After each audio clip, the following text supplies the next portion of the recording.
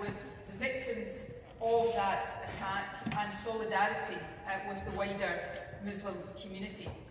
On the day of the attack, I, with Hamza Youssef, the Scottish Justice Secretary, visited the Glasgow Central Mosque here in our city.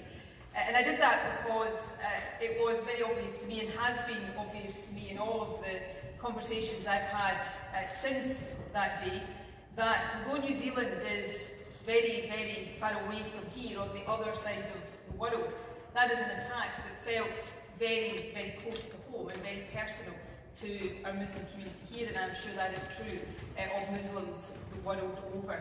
So solidarity in these moments is important.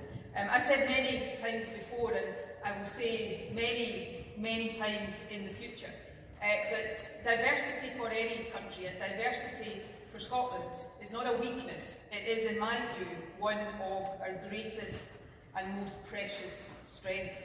Everybody who chooses or who finds themselves building a home in a country should feel safe and welcome and secure in that country, part of the very fabric of the country. And our Muslim community here in Scotland is part of the fabric of our society. We would be a weaker country without that contribution. So solidarity is at all times important.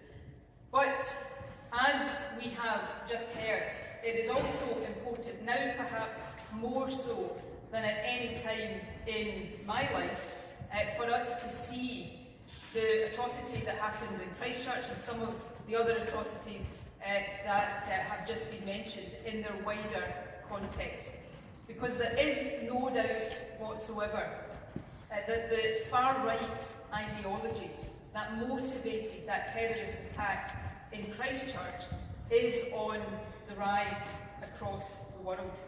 And all of us, each and every one of us, has a duty, a moral duty, to firstly be vigilant about it and to do everything we can to combat it and tackle it.